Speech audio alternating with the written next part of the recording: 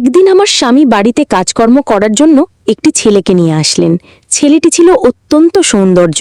তাকে দেখে আমি মুগ্ধ হয়েছিলাম। সে কি করে একজন কর্মচারী হতে পারে? আমার মনে হয়েছিল সে বড়লোক ঘরের সন্তান। সে কি করে জুতো পালিশ করে? আমার স্বামী তাকে আমাদের বাড়ির কাজকর্ম করার জন্য নিয়ে আসলেন। কিন্তু একদিন আমার স্বামী শহরে একটা বড় কাজে চলে গেলেন। তখন বাড়িতে আমি আর ওই কর্মচারী শিবু ছিলাম। কিন্তু সেদিন তো বন্ধুরা, বাকিটা তোমাদের বলছি, তার আগে তোমাদের একটা কথা বলি, রাগ করবে না কিন্তু। তোমরা এই ভিডিওতে একটি লাইক দিও এবং চ্যানেলটি সাবস্ক্রাইব করে পাশে থাকবে। এবার আসল ঘটনাটি শুরু করি। আমার নাম ঐশী, স্বামী রাজেশ আর আমি, এই নিয়েই আমাদের ছোট্ট সংসার। রাজেশ একটি প্রাইভেট কোম্পানিতে উচ্চ পদে চাকরি করে, আর আমি বাড়ির সব কিছু সামলাই। ইদানিং কাজের চাপ বড্ড বেড়ে গিয়েছিল। একা হাতে সবটা সামলে উঠতে পারছিলাম না। রাজেশকে অনেকদিন ধরেই বলছিলাম একজন সাহায্যকারী রাখার জন্য। অবশেষে একদিন সন্ধ্যায় রাজেশ বাড়ি ফেরার সময় সাথে করে একটা ছেলেকে নিয়ে এলো। রাজেশ বলল, ঐশী, তোমার জন্য একজন সাহায্যকারী সহি, আজ থেকে ও আমাদের বাড়িতেই থাকবে। আমি ছেলেটির দিকে তাকালাম। বয়স 22-23 হবে, শ্যামলা গায়ের রং, কিছু চেহারার একটা অদ্ভুত সারল্য আর আভিজাত্যের ছাপ। মালয়েশিয়া আন্টি পরা থাকলেও তাকে কোনোভাবেই বাড়ির কাজের লোক মনে হচ্ছিল না। আমি অবাক হয়ে রাজেশকে জিজ্ঞেস করলাম, একে কোথায় পেলে তুমি? দেখে তো মনে হচ্ছে ভালো ঘরের ছেলে। রাজেশ হেসে বলল, ওকে আমি রাস্তার মোড়ে জুতো পালিশ করতে দেখেছিলাম। প্রচণ্ড রোদের মধ্যে ঘামতে ঘামতে ও কাজ করছিল, কিন্তু ওর চোখে মুখে একটা সততার ছাপ ছিল। আমার খুব মায়া হলো। কথা বলে জানলাম ওর থাকার কোনো জায়গা নেই। তাই আমি ওকে বললাম, জুতো পালিশ করে যা রোজগার করো তার 3 গুণ টাকা আমি মাইনে দেব। তুমি আমাদের বাড়িতে কাজ করবে? ও এক কথায় রাজি হয়ে গেল। আমি ছেলেটির দিকে তাকিয়ে বললাম, তোমার নাম কি? সে নম্রভাবে মাথা নিচু করে বলল, আমার নাম শিবু। তার বিনয়ী আচরণ দেখে আমার ভালো লাগলো। রাজেশ শিবুর জন্য রাতে থাকার ঘরটি দেখিয়ে দিল। ঘরটা বাড়ির পেছনের দিকে, ছোট কিন্তু পরিষ্কার। রাজেশ তাকে বলল, তোমার যদি কোনো অসুবিধা হয় তাহলে আমাকে বা তোমার ম্যাডামকে জানাবে। রাতে খাওয়ার পর রাজেশ অফিসের কাজে ব্যস্ত হয়ে পড়ল। আমি বারান্দায় দাঁড়িয়েছিলাম। দেখলাম শিবু তার ঘরের সামনে চুপচাপ আকাশের দিকে তাকিয়ে আছে। কি যেন একটা গভীর বিষণ্ণতা তার চোখে মুখে। আমি কৌতূহলবশত এগিয়ে গেলাম। এখানে কি করছো শিবু? সে চমকে উঠে আমার দিকে তাকালো, বলল, কিছু না ম্যাডাম, এমনিতেই। আমি বললাম, তোমার কি বাবা মা কেউ নেই? শিবু একটা লম্বা শ্বাস ফেলে বলল, না ম্যাডাম, আমি খুব ছোটবেলায় হারিয়ে গিয়েছিলাম। তারপর থেকে মানুষের বাড়িতে, স্টেশনে, রাস্তার মোড়ে বড় হয়েছি। বাবা মায়ের চেহারাও আমার ঠিকমতো মনে নেই। তার কথা শুনে আমার মনের ভেতরটা কেমন করে উঠল। কিন্তু পরক্ষণেই শিবু আমার দিকে অদ্ভুতভাবে তাকিয়ে বলল, ম্যাডাম, আপনাকে দেখে আমার কেন যেন খুব চেনা চেনা লাগছে। মনে হচ্ছে আপনাকে আমি আগেও কোথাও দেখেছি। কথাটা শুনে আমি চমকে উঠলাম। একজন কর্মচারী যাকে আমি চিনি না জানি না, তার মুখে এমন কথা শুনে আমার মনের ভেতরটা কেমন যেন অস্বস্তিতে ভরে গেল। আমি কঠোর স্বরে বললাম, কাজের মানুষের মতো থাকো, বেশি কথা বলার দরকার নেই, এখন যাও, ঘুমিয়ে পড়ো। শিবু আমার কথাই হয়তো কষ্ট পেল। সে চুপচাপ মাথা নিচু করে নিজের ঘরে চলে গেল। কিন্তু আমার মনে কেমন যেন সন্দেহ হলো। ছেলেটা কি আসলেই সহজ সরল, নাকি এর পিছনে অন্য কোনো উদ্দেশ্য আছে? তার ওই অদ্ভুত চাহনি আর কথা আমার রাতের ঘুম কেড়ে নিল। পরের দিন থেকে শিবু বাড়ির কাজে লেগে গেল। তার কাজে কোনো খুঁত ধরার উপায় ছিল না। ঘরদোর ঝকঝকে তকতকে রাখা, বাগান পরিষ্কার করা, বাজার করা, সব কাজ সে অত্যন্ত নিষ্ঠার সাথে করত। রাজেশ তো তার কাজে মুগ্ধ, সারাক্ষণ আমার কাছে শিবুর প্রশংসা করত। দেখেছো ঐশী, কি ভালো একটা ছেলেকে এনেছি, একেবারে হীরের টুকরো। আমি রাজেশের কথাই সায় দিতাম, কিন্তু আমার মন থেকে সন্দেহের কাঁটাটা নামাতে পারছিলাম না। শিবু কাজে কর্মে ভালো হলেও তার কিছু কথাও অত্যন্ত অদ্ভুত ছিল। সে প্রায় আমার দিকে অপলক দৃষ্টিতে তাকিয়ে থাকতো। আমি টের পেলেই সে চোখ নামিয়ে নিত। মাঝে মাঝে অনুমতি ছাড়াই বেশি কথা বলতো, যা আমার অস্বস্তি বাড়িয়ে দিত। একদিন দুপুরে আমি আমার পুরনো অ্যালবামগুলো দেখছিলাম। আমার ছোটবেলার ছবি, বাবা মায়ের সাথে তোলা ছবি। হঠাৎ পেছনে কারো উপস্থিতি টের পেয়ে ঘুরে তাকালাম। দেখি শিবু দরজার পাশে দাঁড়িয়ে আছে। আমি কিছুটা বিরক্ত হয়ে বললাম, তুমি এখানে কি করছো? অনুমতি ছাড়া আমার ঘরে ঢুকেছো কেন? শিবু ভয় পেয়ে বলল, মাফ করবেন ম্যাডাম, আমি আপনাকে ডাকতে এসেছিলাম। আপনি দুপুরের খাবার খাবেন কিনা তার জন্য এসেছিলাম। আমি কঠোরভাবে বললাম, দরজার বাইরে থেকে ডাকতে পারতে, আর কখনো আমার অনুমতি ছাড়া ঘরে ঢুকবে না। সে মাথা নিচু করে চলে গেল। কিন্তু আমি লক্ষ্য করলাম যাবার আগে তার চোখ দুটো অ্যালবামের ওপর আটকে ছিল। আমার সন্দেহ আরো ঘনীভূত হলো। তার উদ্দেশ্য পরিষ্কার নয় বলে মনে হচ্ছে, নাকি অন্য কোনো উদ্দেশ্য। কয়েকদিন পর শিবু এসে আমাকে বলল, ম্যাডাম, আমাকে যে ঘরটা দিয়েছেন সেখানে আমার থাকতে একটু অসুবিধা হচ্ছে। আমি অবাক হয়ে বললাম, কেন, কি অসুবিধা? সে ইতস্তত বলে বলল, ঠিক বলতে পারবো না ম্যাডাম, ঘরটাতে ঢুকলে আমার কেমন যেন একটা অস্বস্তি হয়, মনে হয় এই পরিবেশটা আমার জন্য নয়। আমি তার ঘরে গেলাম, চারপাশ ভালো করে দেখলাম, আলো বাতাসের কোনো কমতি নেই, ঘরটাও পরিষ্কার, আমি কোনো সমস্যাই খুঁজে পেলাম না। আমার রাগ বেড়ে গেল।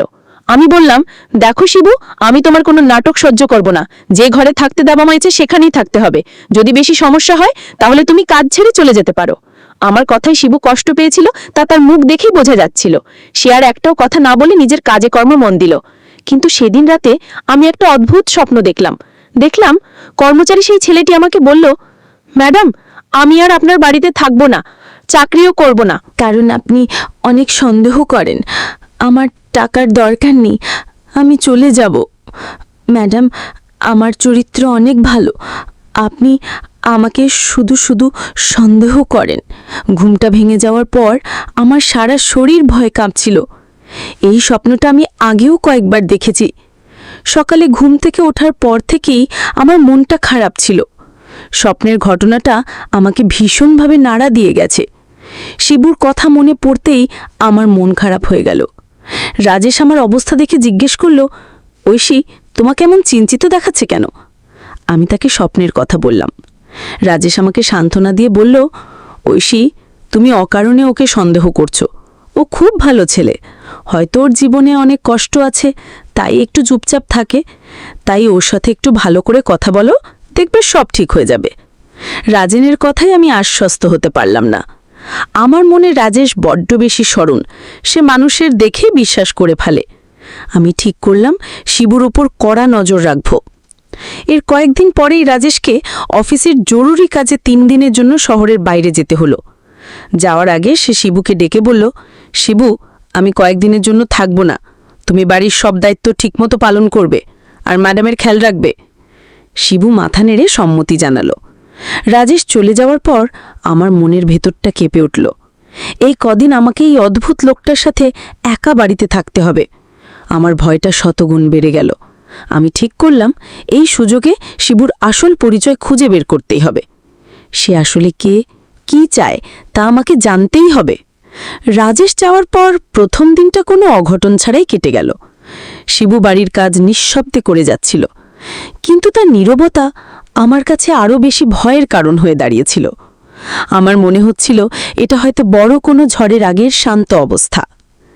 রাতে আমি নিজের ঘরের দরজা ভালো করে বন্ধ করে ঘুমালাম। আমার মনে হচ্ছিল আমি যেন নিজের বাড়িতেই একজন বন্দী। পরদিন দুপুরে আমি রান্নাঘরে কাজ করছিলাম। হঠাৎ বাইরে থেকে একটা চিৎকারের আওয়াজ পেলাম। আমি দৌড়ে বাইরে গেলাম। দেখি পাশের বাড়ির ছোট ছেলেটা খেলতে গিয়ে পুকুরে পড়ে গেছে এবং পানিতে পড়ে গিয়েছিল। সেখানে কেউ ছিল না। আমি সাঁতার জানি না, কি করব ভেবে পাচ্ছিলাম না। ঠিক সেই মুহূর্তে শিবু তার পাশেই কাজ করছিল। সে ঘটনাটা দেখতে পেয়ে এক মুহূর্তও দেরি না করে পুকুরে ঝাঁপ দিল। নিজের জীবনের ঝুঁকি নিয়ে এসে ছেলেটাকে পানি থেকে তুলে আনল। ততক্ষণে আশপাশের লোকজনও ছুটে এসেছে। সবাই শিবুর সাহসের প্রশংসা করতে লাগল। ছেলেটির মা এসে তো শিবুর পায়ে পড়ে কান্নাকাটি শুরু করে দিল। আমি দূর থেকে পুরো ঘটনাটা দেখলাম। যে ছেলেটাকে আমি এত ধিনথুমি সন্দেহ করে এসেছি, সে আজ একটা বাচ্চার জীবন বাঁচালো। আমার মনের ভেতরে বিশ্বাসের দেওয়ালটা প্রথমবারের মতো নড়ে উঠল। একজন অসৎ বা খারাপ মানুষের পক্ষে কি এমন নিঃস্বার্থভাবে অন্যের জীবন বাঁচানো সম্ভব? আমার মনের মধ্যে একটা তুমুল দ্বন্দ্ব শুরু হলো। একদিকে আমার দীর্ঘদিনের সন্দেহ, অন্যদিকে শিবুর আজকের এই সাহসিকতা। একটা ভালো কাজে একটি শিশুর জীবন বাঁচানো। আমি কি তাহলে সত্যি তাকে ভুল বুঝছি? সন্ধ্যায় আমি শিবুকে ডেকে বললাম, আজ তুমি যেই কাজটা করেছ তার জন্য অনেক ধন্যবাদ। শিবু মাথা নিচু করে বলল, এটা আমার কর্তব্য ছিল ম্যাডাম। তারপরেই সে আবার সেই কথাটা বলল, ম্যাডাম, আজ ওই বাচ্চা ছেলেটাকে বিপদে দেখে আমার নিজের ছোটবেলার একটা কথা মনে পড়ে গেল। আবঝাবছা মনে পড়ছে আমিও যেন ঠিক এভাবেই কোনোদিন বিপদে পড়েছিলাম, আর কেউ একজন আমাকে বাঁচানোর জন্য ছটফট করছিল।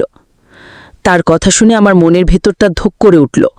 আমার সে পুরনো স্বপ্নটার কথা মনে পড়ল, যেখানে আমি আমার ভাইকে হারিয়ে ফেলেছিলাম। কিন্তু আমি নিজেকে সামলে নিলাম। ভাবলাম এটা হয়তো কাকুতালীয়। রাতে আমার ঘুম আসছিল না। শিবুকে নিয়ে আমার সব চিন্তা ওলটপালট হয়ে যাচ্ছিল। সে কি সত্যিই ভালো, নাকি ভালো মানুষের আড়ালে অন্য কোনো উদ্দেশ্য আছে? আমি ঠিক করলাম কাল সকালে আমি তার ঘরে গিয়ে তল্লাশি চালাবো। আমার এই মনের দ্বন্দ্বের অবসান হওয়া দরকার। পরদিন সকালে শিবু যখন বাজারে গেল, আমি সেই সুযোগে তার ঘরে ঢুকলাম। ছোট্ট একটা ঘর, আসবাবপত্র বলতে একটা চৌকি আর একটা ছোট টেবিল, সবকিছু খুব গোছানো। আমি তার তোশকের নিচে, বালিশের নিচে খুঁজে দেখলাম, কিছুই পেলাম না। হতাশ হয়ে যখন ফিরে আসব, তখন টেবিলের উপর রাখা একটা পুরনো ময়লা কাপড়ের পুটলির দিকে আমার চোখ পড়ল। আমার হাত কাঁপছিল। এটা খোলা কি ঠিক হবে? কিন্তু আমার কৌতূহল আমাকে থামতে দিল না। আমি সাবধানে পুটলিটা খুললাম। ভেতরে মাত্র একটা জিনিস ছিল, একটা পুরনো বিবর্ণ হয়ে যাওয়া ছবি। ছবিটা হাতে নিয়ে আমি অবাক হয়ে গেলাম। আমার পায়ের নিচের মাটি সরে যাচ্ছিল, কারণ ছবিটা ছিল আমার ছোটবেলার ছবি। আর আমার পাশে দাঁড়িয়ে থাকা ছোট ছেলেটা, সে ছিল আমার হারিয়ে যাওয়া ভাই শুভ। আমার মাথা ঘুরছিল। আমি ছবিটা হাতে নিয়ে টলতে টলতে নিজের ঘরে ফিরে এলাম। আমার বিশ্বাস হচ্ছিল না, এই ছবি শিবুর কাছে কি করে এলো? তাহলে কি শিবুই আমার হারিয়ে যাওয়া ভাই শুভ? আমার মস্তিষ্ক কোনোভাবেই দুটো বিষয়কে এক করতে পারছিল না।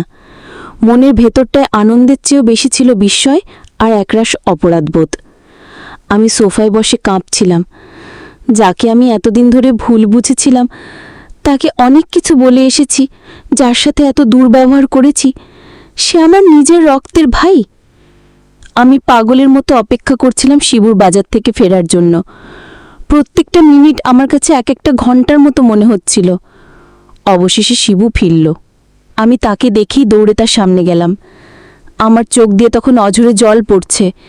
শিবু আমাকে ওই অবস্থায় দেখে ভয় পেয়ে গেল। সে জিজ্ঞেস করল, ম্যাডাম, কি হয়েছে? আপনি কাঁদছেন কেন? আমি কি কোনো ভুল করেছি? আমি তার কথার উত্তর না দিয়ে কাঁপা কাঁপা হাতে ছবিটা তার সামনে ধরে বললাম, এই ছবি তুমি কোথায় পেলে শিবু? ছবিটা আমার হাতে দেখে শিবু চমকে উঠল। তার মুখটা ফ্যাকাশে হয়ে গেল। সে মাথা নিচু করে বলল, ম্যাডাম, এটা আমার কাছেই ছিল। এটা আমার দিদির ছবি। আমি যখন ছোট ছিলাম তখন দিদির সাথে এই ছবিটা তুলেছিলাম, কিন্তু একদিন একটা মেলায় গিয়ে আমি দিদির কাছ থেকে হারিয়ে যাই। তারপর থেকে এই ছবিটাই আমার একমাত্র সম্বল। আমি আর নিজেকে ধরে রাখতে পারলাম না। কান্নায় ভেঙে পড়ে বললাম, এই ছবিতে থাকা ছেলেটা কি তুমি? শিবু অবাক হয়ে আমার দিকে তাকিয়ে বলল, হ্যাঁ ম্যাডাম। আমি চিৎকার করে কেঁদে উঠলাম। বললাম, আর আমাকে ম্যাডাম বলিস না রে, আমি তোর দিদি, আমি তোর ঐশী দিদি, আর তুই আমার ভাই শুভ। শুভ অর্থাৎ শিবু আমার কথা শুনে পাথরের মতো দাঁড়িয়ে রইল। তার চোখ দুটো বিস্ময়ে বড় বড় হয়ে গেল। আমি কাঁদতে কাঁদতে বললাম, আমার সব মনে পড়েছে। ছোটবেলায় আমি তোকে মেলায় নিয়ে গিয়েছিলাম।